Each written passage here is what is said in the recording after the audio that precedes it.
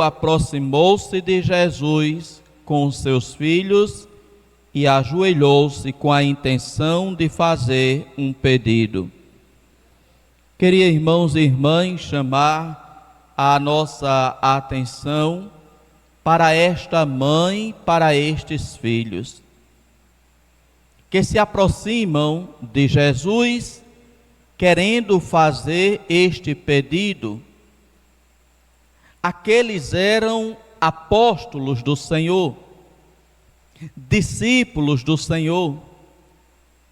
Ouvimos sobre eles no Evangelho de domingo passado, quando Jesus pegou 3 deles. Quem foram aqueles que Jesus levou para a montanha?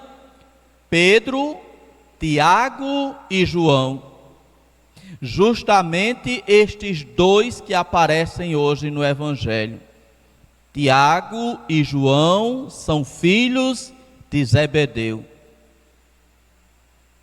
Por isso que eles precisavam passar por aquela experiência de verem Jesus transfigurado, para depois entenderem que o Cristo tinha a glória, mas que deveria passar pela cruz. Inclusive aqui, antes da mãe chegar para fazer o pedido, Jesus diz aos seus discípulos: estamos subindo para Jerusalém. Não nos esqueçamos, entre estes discípulos está quem? Tiago e João, filhos de Zebedeu.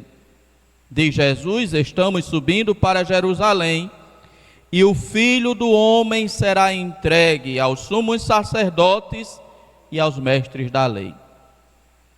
Eles o condenarão à morte e o entregarão aos pagãos para zombarem dele, para flagelá-lo e crucificá-lo, mas no 3º dia ressuscitará. Lembram que no Evangelho de domingo passado, Cristo falou também sobre a ressurreição, mas que estes 2, Tiago e João, juntamente com Pedro, não compreenderam o que significava ressuscitar dos mortos. Foi sobre isso que nós também refletimos no domingo passado, esta não compreensão dos discípulos daquela palavra de Jesus.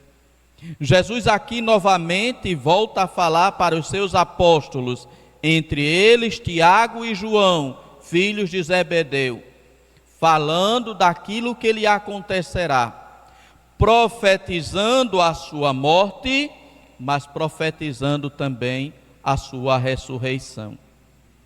Jesus está subindo para Jerusalém. Jesus está preocupado com aquilo que lá vai acontecer com ele. Será crucificado, será flagelado, será preso, será condenado à morte e irá ressuscitar. Esta é a preocupação de Jesus, aquilo que irá lhe acontecer. E ele está falando aos seus discípulos para preveni-los daquilo que irá acontecer, para que eles fossem tomando consciência do destino que aguardava o Mestre em Jerusalém. Jesus então, querendo que os seus discípulos tomassem consciência de tudo aquilo que ele passaria, de tudo aquilo que ele enfrentaria em Jerusalém. E aí o que é que acontece? Logo depois de Jesus falar com isso aos seus discípulos, a mãe nem ali estava, porque nos diz o Evangelho, ele tomou os 12 discípulos à parte. Jesus só falou isso para os discípulos. Estavam subindo para Jerusalém. De repente, aparece como que do nada a mãe daqueles 2 discípulos, Tiago e João, nos diz o Evangelho, ela que se aproxima de Jesus com os seus 2 filhos. Não vai sozinha, vai com os 2 filhos e ajoelhou-se com a intenção de fazer um pedido. Jesus, que de besta não tinha nada, entendeu rapidamente.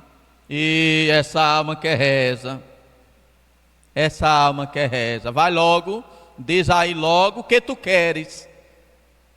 Aí é o pedido que ela faz: manda que estes meus 2 filhos se sentem, uma à tua direita e outra à tua esquerda, no teu reino, quando chegares. Quem era que queria fazer esse pedido mesmo?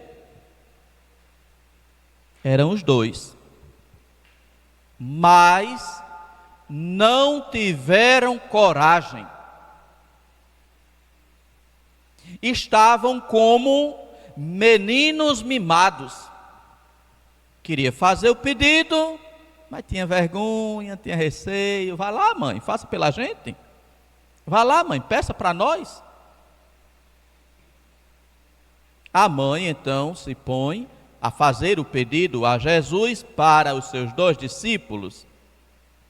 Olhando a continuação do Evangelho, Jesus então vai perguntar: não sabeis o que estáis pedindo? Porque Jesus sabia: não sabeis, não é a mãe, é vocês.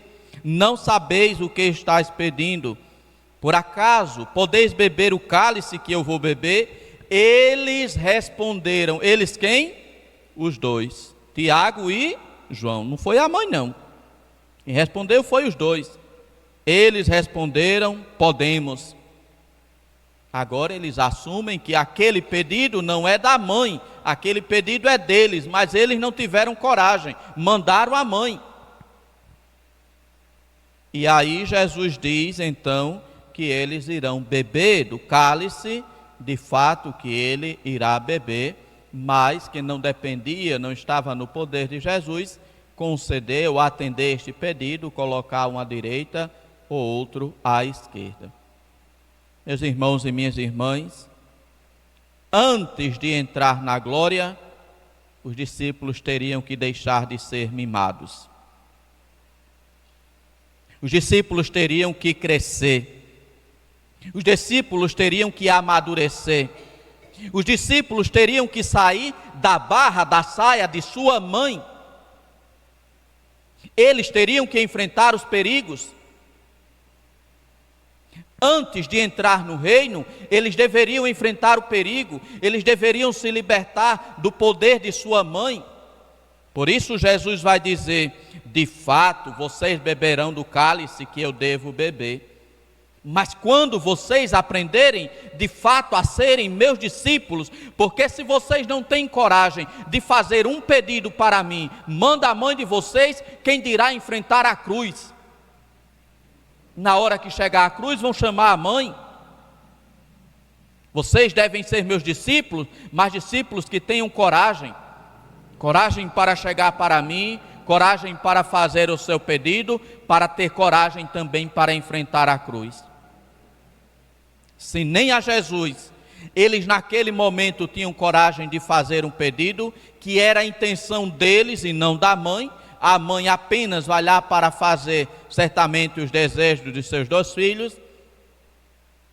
Se eles não tinham coragem de se aproximar de Jesus para fazer um pedido, quem dirá seguir Jesus até a cruz? Quem dirá, naquele momento, carregar a sua própria cruz? Sim, os discípulos entrariam no reino dos céus, mas precisariam ainda crescer, amadurecer, tomarem coragem, serem revestidos pelo Espírito Santo para serem conduzidos pelo Espírito Santo. Capazes assim de tudo enfrentar por Jesus Cristo e então beberem o cálice de Jesus Cristo. Este cálice de que fala aqui é uma linguagem simbólica de que Jesus está se referindo ao seu sofrimento, à sua dor, à sua humilhação. E ainda mais, irmãos e irmãs, prestemos atenção aqui neste ponto. Jesus está falando de sua morte, daquilo que vai lhe acontecer. Os discípulos já estão pensando no reino. Se esquecem de que, para chegar no reino, Cristo terá que passar pela cruz. Cristo terá que enfrentar a cruz. Cristo terá que ser crucificado. Entrar no reino, Cristo vai, depois de passar pela cruz. Estes discípulos estão querendo tão somente o reino. Estão querendo tão somente o lado bom da coisa, o lado bom de seguir Jesus. Não querem o sacrifício, não querem a renúncia, não querem seguir o Mestre também na cruz. Ainda hoje são muitos os que assim seguem a Jesus. Querem o lado bom, querem o Cristo glorioso, mas não querem o Cristo crucificado. Querem o Cristo vencedor, mas não querem o Cristo humilhado numa cruz. Querem o Cristo rei, mas não querem o Cristo crucificado. Irmãos e irmãs, Cristo nos chama a segui-lo, mas a segui-lo em todo lugar aonde Ele vai, inclusive na cruz, passando também pela cruz para alcançar a glória, para chegar na glória. Cristo está preocupado com aquilo que irá lhe acontecer, os discípulos preocupados com os lugares no reino. Antes do reino, terá que ter passagem pela cruz, terá que se enfrentar à cruz. Queiramos, irmãos e irmãs, seguir a Cristo, mas queiramos seguir a Cristo em todo o lugar aonde o Cristo vai, inclusive passando pela cruz. Jesus então, irmãos e irmãs, vai dizer a eles que eles beberão do cálice. E vai ser isso que vai acontecer a todos os apóstolos, com exceção de um, São João Evangelista. Todos os outros apóstolos serão martirizados, morrerão em nome da fé, morrerão por causa de Jesus Cristo, testemunhando a sua fé.